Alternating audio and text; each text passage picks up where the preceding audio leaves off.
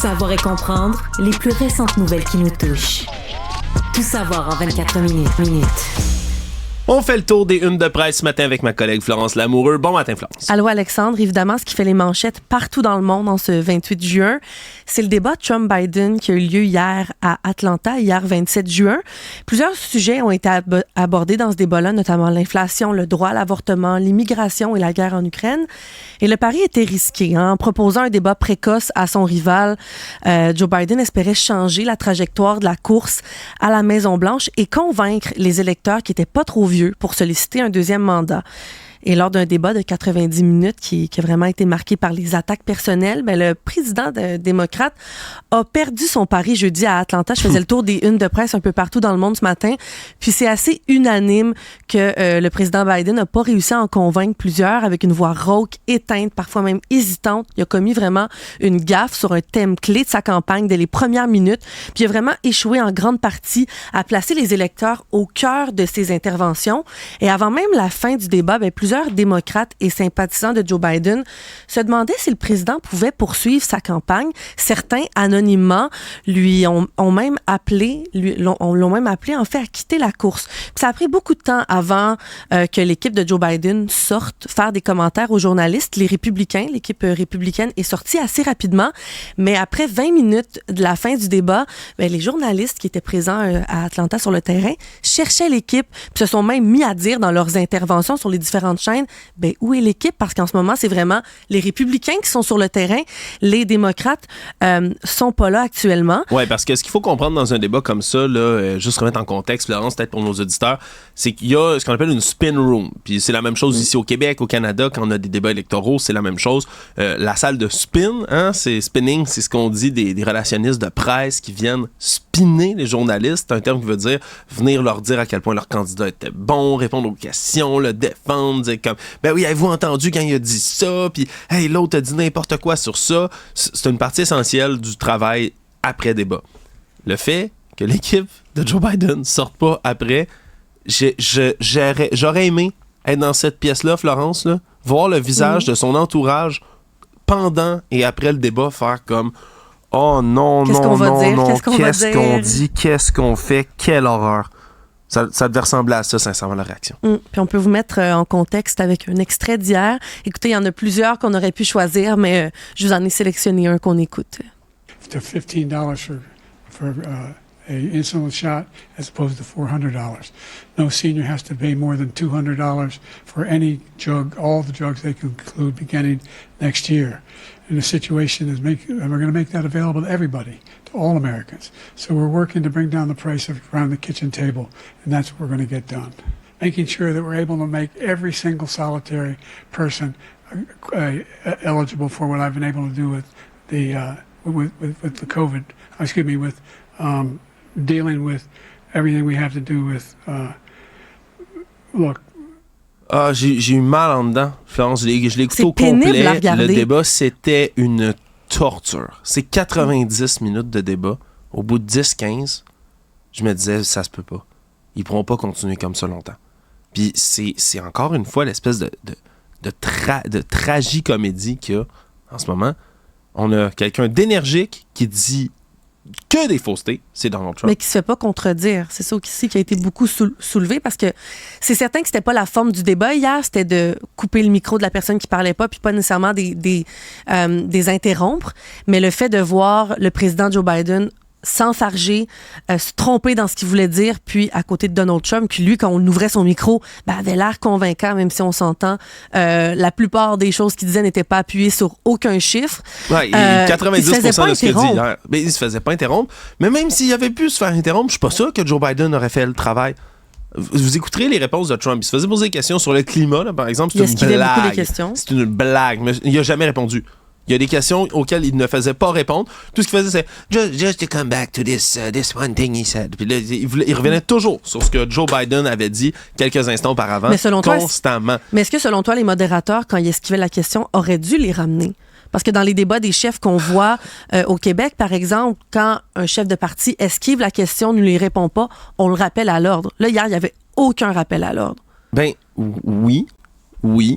dans n'importe quelle démocratie saine, c'est ce qui devrait arriver. Hein, on a déjà vu notre collègue, désormais à la retraite, on le salue, Pierre Bruno, qui avait modéré des débats des chefs ici au Québec, puis qui avait été très, très incisif là, quand quelqu'un refusait de répondre à ses questions. C'est ce genre de modération-là qu'on aimerait voir dans un débat. Mais CNN avait déjà mis de l'avant ce format-là, puis CNN essaie quelque chose en ce moment, c'est-à-dire d'avoir l'air le plus impartial possible dans tout ça.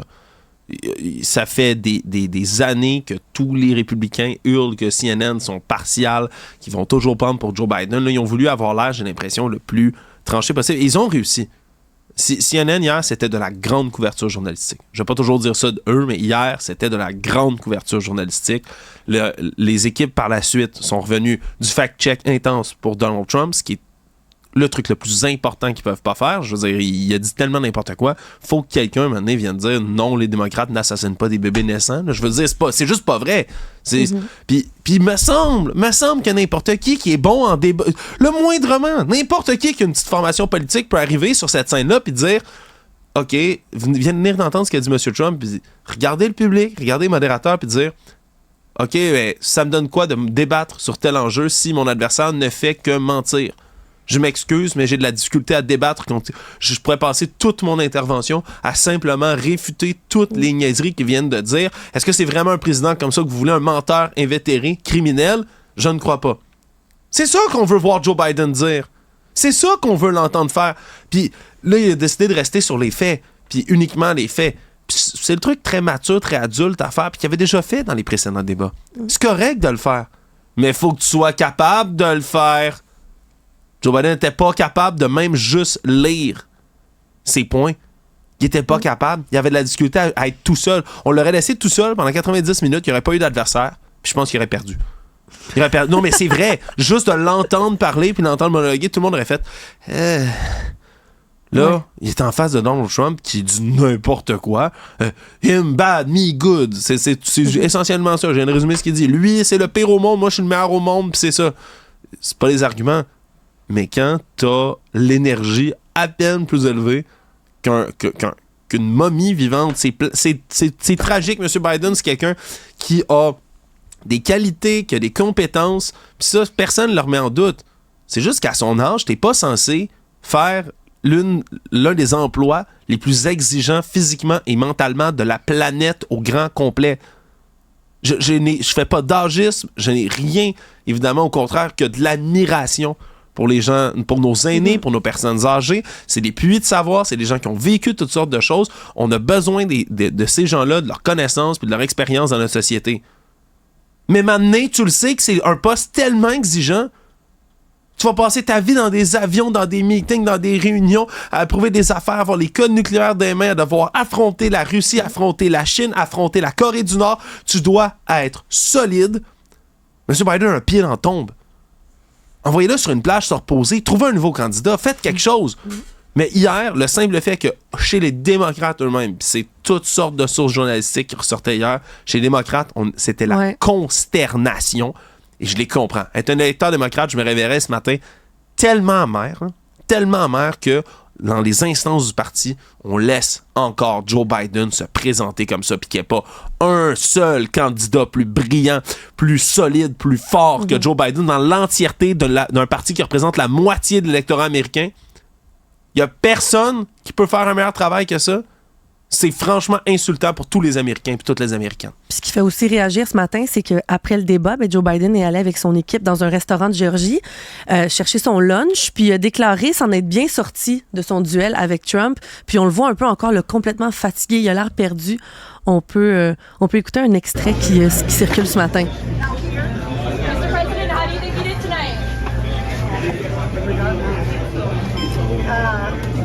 Order for Biden. I don't have it. How do you think you did tonight? How are you doing today? You have it? I have your food ready. You're welcome. Encore une fois, tu sais. Mr. President, how did you think you performed tonight? Là, pour résumer, pour ceux qui nous écoutaient à l'audio, on le voit entrer dans le restaurant un peu perdu. À 2 reprises, des journalistes lui demandent « Hey, M. Biden, comment ça a été ce soir? » Il répond pas, on dirait qu'il n'entend pas la question. C'est son assistante ou qui est dans son équipe qui va prendre la nourriture. Et là, un autre journaliste lui repose la question « M. Biden, comment ça a été ce soir? » Il dit « Ah, ça a bien été. » Mais on le voit là, complètement donner l'argent. Il a l'air complètement perdu. Ça aussi, ça circule beaucoup encore ce matin. Puis ça vient renforcer encore la thèse que M. Biden, il est perdu. Ça va pas. Il a l'air complètement fatigué, mais est-ce qu'on pourrait le remplacer par un autre candidat? Parce que là, l'élection est dans 5 mois. T'sais, est-ce qu'on pourrait, puis les règles de parti, rendre un peu impossible le remplacement d'un candidat sans son consentement? Parce que ce que ça signifie, c'est que les instances du Parti démocrate devraient annuler les résultats des primaires au cours desquels les électeurs démocrates ont désigné Biden par une écrasante majorité. Hein, c'est près de 99% des délégués qui ont voté pour lui. Puis ben, pour l'instant, il n'y a aucune campagne qui est mise de l'avant pour écarter Biden de sa propre élection. Donc, selon le processus électoral, ça a l'air un peu impossible actuellement de le remplacer. Mais comme tu l'as souligné, Alexandre, là, en ce moment, c'est ses propres troupes qui se soulèvent. Donc, est-ce qu'un mouvement va se créer? Est-ce que lui-même, avec la mauvaise presse qui se passe depuis hier, il va dire, ben moi, je me désiste ou je vais trouver un meilleur candidat? On le sait pas, mais il va falloir quelqu'un d'assez convaincant pour le remplacer, parce que même s'il est complètement un peu sénile actuellement, Donald Trump, il va falloir un candidat assez vorace pour se mesurer à Donald Trump. Mais oui et non, selon toi? Ben, la base de Trump est déjà acquise pour toujours. Les gens qui sont cimentés Trump, à base, croient tout ce qu'il dit. Hier, il a dit le message que sa base voulait entendre. Il l'a répété. C'est-à-dire n'importe quoi. On est les meilleurs. Eux autres, c'est les pourris. On est les gentils. C'est les méchants. Ça, il l'a répété. Je pense pas que quelqu'un qui allait être convaincu par sa propre performance à lui. Faut pas oublier les faits. On critique Joe Biden en ce moment. On le critique. C'est pas un criminel, Joe Biden. C'est pas un violeur, Joe Biden. 2 choses que Donald Trump est. C'est pas quelqu'un qui a promis de se venger de ses adversaires politiques. Trump promet des choses complètement antidémocratiques. Promet de ne pas reconnaître les résultats des élections si ça lui plaît pas. Promet de pardonner des gens qui ont fait une insurrection au Capitole en son nom. Promet de se venger de ses adversaires politiques. Promet d'utiliser le système judiciaire contre ses adversaires. Promet des choses complètement dystopiques. C'est ça, là. C'est ça, ce à quoi sont confrontés les Américains en ce moment. Puis ça prend quelqu'un, comme tu le dis, de fort pour s'opposer à M. Trump. Mais dans un débat comme hier, n'importe qui. Il aurait pu envoyer n'importe qui. Puis tu sais, c'est quoi qui me fait le plus de peine? C'est que chez les démocrates, il y en a des gens compétents qui auraient pu prendre la place de Joe Biden. Ça fait des mois qu'on le sait qu'il y a des gens qui sont compétents et qui pourraient aller de l'avant. Sa vice-présidente Kamala Harris ne fait pas l'unanimité, certes, mais bien plus compétente que lui. Rendue à ce moment-ci, elle est bien plus compétente que Joe Biden. Tu sais, c'est quoi la tristesse, Florence? C'est qu'on ne peut pas mettre de l'avant, du côté des démocrates, une femme. Ils ont peur qu'une femme perde, tout simplement parce qu'elle est une femme, puis qu'on est aux États-Unis.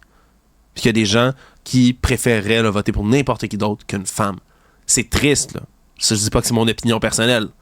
J'explique juste un fait. Un autre qui est excellent chez les démocrates, Pete Buttigieg, un ancien maire qui désormais là, est rendu Secretary of Transportation. C'est comme l'espèce de ministre des Transports, si vous voulez, des États-Unis. Pete Buttigieg, c'est un jeune homme énergique, solide, basé sur des faits, sur des statistiques, quelqu'un qui fait rouler là, les départements dans lesquels il se trouve, là, sans vouloir faire de mauvais jeu de mots avec le transport. Mais Pete Buttigieg a un problème. Il est gay. Il est ouvertement homosexuel. Si tu le présentes comme candidat, les Américains ne voteront pas pour lui. Il y a des bons candidats puis il y a des bonnes candidates dans les démocrates, mais le simple fait qu'on ait des préjugés ancrés, religieux souvent aux États-Unis, disqualifie là, dans la tête des démocrates certains de leurs candidats et candidates qui sont excellents. C'est une tragédie. Puis oui, il est rendu trop tard, mais c'est dégueulasse qu'on ait attendu jusqu'ici du côté des démocrates, qu'on ait attendu jusqu'ici pour faire comme « Ouh, c'est vrai qu'il a vraiment l'air vieux. » Je veux dire, vous êtes dans son entourage depuis des mois. Vous le savez, c'est quoi son niveau d'énergie. Vous connaissez son état d'esprit. Avec les lumières du monde hier qui étaient braquées sur sur lui. Je peux pas croire que c'est ça qui vous fait allumer. C'est un débat qui finit par vous faire allumer. Oh, on ne devrait peut-être pas mettre ce candidat-là de l'avant. Il reste 5 mois. Sincèrement, si Trump est élu, je blâmais autant le Parti démocrate que le Parti républicain. Si le Parti démocrate laisse Trump gagner, parce que c'est ça, là. Je veux dire, sincèrement, c'est pas facile de mener une campagne comme M. Trump, mais de débattre contre lui hier, c'était d'une aisance déconcertante. Il fallait juste taper sur toutes les conneries qu'il disait, puis aller de l'avant avec nos faits. C'est pas ce que M. Biden a fait hier. Sincèrement, c'est un sombre portrait que je vois pour les États-Unis d'Amérique, un très, très sombre portrait. Tout savoir en 24 minutes. Les crimes contre la personne dans le métro de Montréal ont presque doublé en 1 an. Les crimes ont atteint 820 en 2023. En 6 mois, c'est 30 000 appels qui ont été passés pour faire intervenir des constables spéciaux dans le métro de Montréal, selon les dernières données du SPVM. Et les constables spéciaux, en ce moment, sont vraiment sous pression, avec des appels qui sont vraiment en forte augmentation. Puis la sécurité des usagers, ce que la STM dit, c'est que c'est une préoccupation majeure, mais on a vraiment de la misère à déployer autant d'effectifs qu'on aurait besoin sur le terrain. Et la STM et les autorités appellent à des mesures renforcées pour faire face à cette hausse de l'insécurité.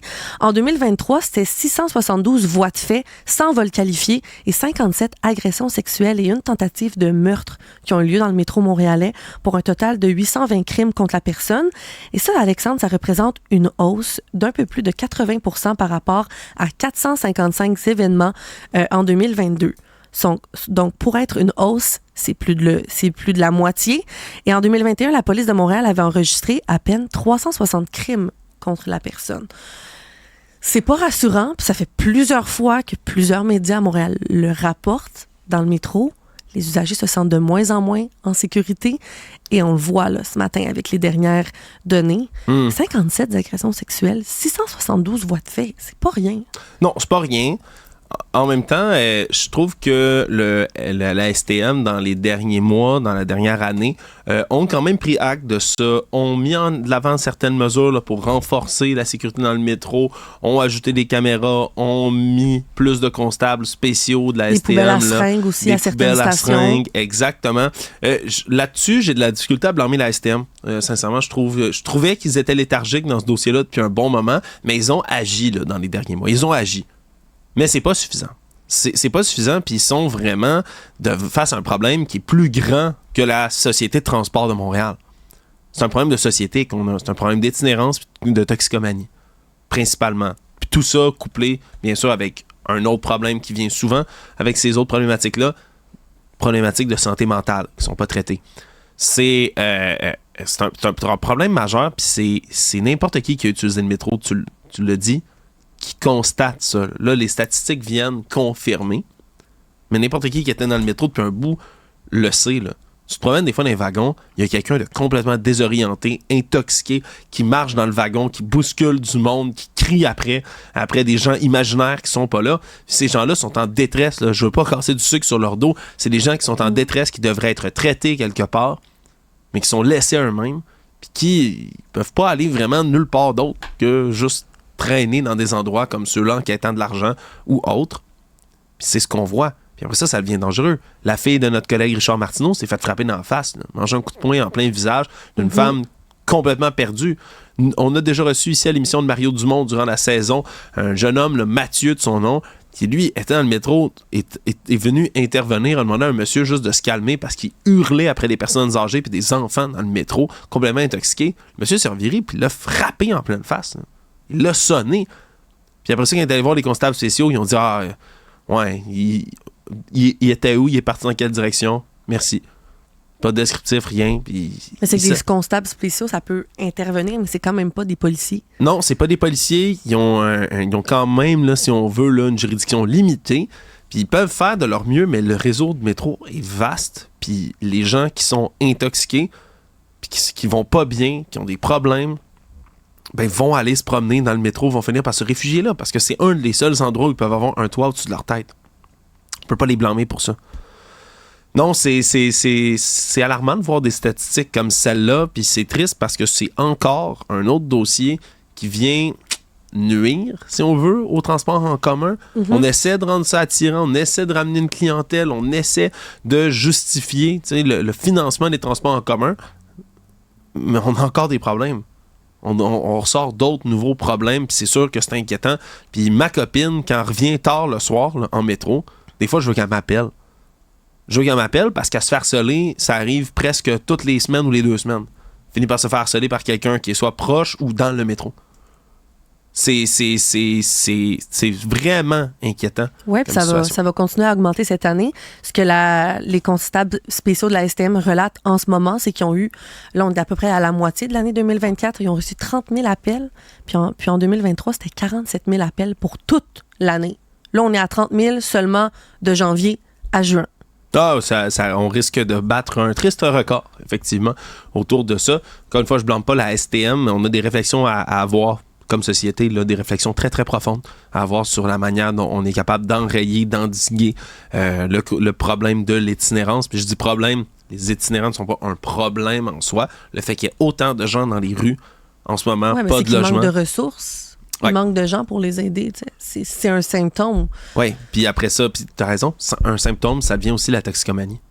Être dans la rue, c'est une épreuve souffrante, excessivement souffrante, puis il y a des gens qui sont prêts à tout après ça pour soulager cette douleur-là en s'évadant ailleurs, puis les drogues permettent de faire ça.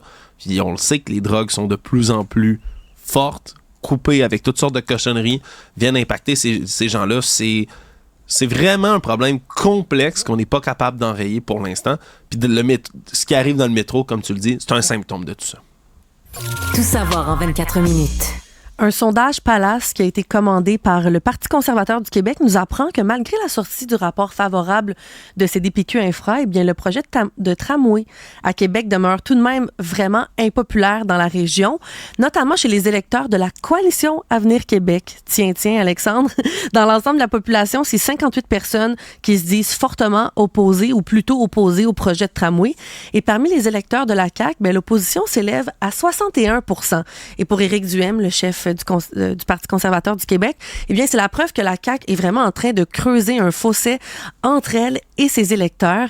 Et ce sondage-là a été mené, pour vous mettre un peu en contexte, le 22 juin, donc 10 jours après le dévoilement de la proposition de CDPQ Infra. Et les résultats se basent sur un échantillon de 1445 personnes à la grandeur du Québec.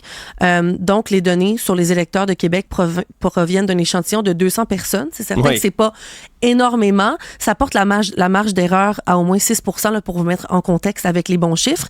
Mais tout de même, il semble avoir quand même une forte opposition. Puis ce qui est intéressant, c'est que ça vient de chez les électeurs de la CAQ. Oui, là-dessus, comme tu le dis, il faut faire attention. C'est un sondage qui est commandé par le Parti conservateur lui-même. Puis après ça, il arrive avec des chiffres, un échantillon, 200 personnes dans la région de Québec. C'est microscopique, là, je trouve. Là. C'est mini comme échantillonnage pour aller sonder les gens. Mais, faut prendre ça avec un grain de sel, les chiffres. Mais les chiffres sont quand même les chiffres. C'est intéressant, c'est de voir cette tendance-là. C'est pas complètement écarté à cause d'échantillonnage. Il faut juste prendre ça avec un grain de sel. Mais M. Duhem a raison de commander un sondage comme ça parce que dans la région de Québec, les gens sont confus sur ce qui se passe, là, j'ai l'impression. Je veux dire, je suis à Montréal, je suis confus. le projet du 3e lien puis du tramway de Québec, bref, du transport structurant de Québec, c'est un foutoir, là, depuis le début de cette histoire-là. Je sais pas à quoi la CAQ joue. J'ai l'impression qu'ils jouent à se tirer dans les pieds le plus fort qu'ils peuvent constamment avec le projet du 3e lien autoroutier. Ah, on le fait, on n'a pas de données, on va réétudier tout ça, on n'a toujours pas de données, on va pas le faire. Finalement, les données nous disent que c'est pas bon. On va dire à CDPQ Infra d'analyser tout ça. Là, le comité indépendant analyse tout ça, nous revient qu'un truc, disent faites pas le 3e lien autoroutier, on va faire un 3e lien autoroutier. Tu sais, c'est comme... Mais tout ça pour ça, là. Mais la question qui tue, c'est qui va le financer, ce projet-là? Parce que là, personne. les libéraux de Justin Trudeau ont dit jusqu'à présent qu'ils sont prêts à engager 40 % du projet, mais les conservateurs de Pierre Poilievre, s'ils sont élus, ils ont dit, ben non, on va pas mettre une scène dans le tramway de Québec. Fait qui va le financer? Honnêtement, je sais pas qui va financer quoi, puis quand est-ce que ça va se mettre en branle. Des projets comme ça prend des années. Puis au niveau où on construit en ce moment au Québec, là, c'est des projets qui se font sur genre 10 ans et plus. Vas-tu le voir de notre vivant, le tramway, tu penses? Oh, oui. Je pense que de notre vivant, on est assez jeunes, toi et moi, Florence, on va le voir. Là. Mais quand est-ce que ça peut commencer? Puis que ce soit un 3e lien autoroutier, que ce soit un tramway, que ce soit les deux, ça prend du temps, ces projets-là. Puis il va y avoir des études environnementales. Le BAP va devoir entrer là-dedans. Il va faire des études de faisabilité. Puis là, il va falloir aller chercher des soumissionnaires. Puis là, d'autres soumissionnaires vont revenir après. Puis là, on va finir par prendre une offre. Puis là, on va devoir évaluer les risques. Puis là, il va falloir faire le chantier des expropriations, commencer les travaux. Puis là, parce que ça, c'est rendu juste le début des travaux. C'est dans des années. Si ces projets-là voient le jour, c'est dans des années qu'on va même commencer le processus de... On l'aura pas avant tellement longtemps. Puis d'ici là, mais t'as le temps d'avoir quoi? 1, 2, 3 cycles électoraux complets. Des élections là, qui passent, des partis qui viennent, repartent. Puis chaque fois qu'il y a un nouveau parti, eux autres peuvent faire de quoi de complètement nouveau dans ce projet-là. Dire, on met la hache, ça coûte trop cher pour les Québécois et les Québécoises. Puis il y a des partis qui peuvent arriver aux élections puis dire, nous, on s'engage à tuer ce projet-là ou on s'engage à financer ce projet-là. On sait pas à quoi ça va ressembler, le portrait des choses dans une couple d'années. fait que ça donne presque rien à part décrédibiliser la CAQ, je m'excuse, là, mais au-delà des sondages de M. Duhem, là, que les propres électeurs de ce parti-là ne veuillent pas du projet que ton parti veut mettre de l'avant. Je sais pas où ils s'en vont, mais maintenant, le manque de cohérence, ça tape ses nerfs des gens. Je pense dans la région de Québec tout particulièrement. C'est un beau foutoir, mais c'est triste, parce que si on était capable de juste se décider sur certains projets au Québec, si on était capable de prendre une décision, là, de dire c'est ça, final, point bâton, on prend une décision, on fait les études nécessaires, on va de l'avant. S'il y a des gens qui s'y opposent, ils s'y opposeront par les moyens légaux qui sont là, on est en démocratie, mais on va de l'avant. Pour l'instant, ça ressemble jamais à ça. On tergiverse à l'infini, on prend pas de décision qui est finale, puis à cause de ça, on perd des années et des années et des années et des années et des années avant de commencer les projets. Je veux dire, si la CAQ s'était décidé, hey, au pire, il y a bien des gens qui haïssaient ça, le 3e lien autoroutier, mais au pire, il l'aurait commencé, hein? Il serait déjà quelque chose. Il y aurait une ébauche de projet. Mais c'est surtout qu'on est parti de ça avec aucune étude, aucun vraiment argument. On a dit oui, on a dit non, on a dit oui. On peut comprendre les résultats ce matin puis que les gens s'y opposent. C'est assez comprenable. On est loin, évidemment, d'une comparaison claire. Je vais te le dire, moi, quand j'entends des projets comme ceux-là, puis du niaisage, comme dans le tramway 3e lien, puis tuer, puis ramener un projet à l'infini sur la table comme ça, je comprends les gens qui deviennent cyniques face à la politique, ça me fait de la peine. Je comprends les gens qui disent, regardez comment la politique, c'est de la chenoute, puis c'est des politiqueries, puis c'est ci, puis c'est ça. Habituellement, j'ai toujours quelque chose à dire en contre-argument là-dessus. Je dis, ben non, mais vous savez, c'est important, en démocratie, on fait ça. Là, je suis aussi déprimé que le reste. Je suis déprimé quand je regarde le débat des élections américaines. Je suis déprimé quand je regarde le débat sur le 3e lien. Puis j'aimerais ça qu'on ait de la compétence politique parfois dans certains dossiers, mais c'est difficile, semble-t-il. C'est le constat du jour. Je vous promets, on va être capable de se remonter le moral, de se requinquer, puis d'être plus joyeux à d'autres instants. Mais là, pour l'instant, ça reste assez difficile dans le contexte actuel. Florence, merci d'avoir fait le tour avec nous.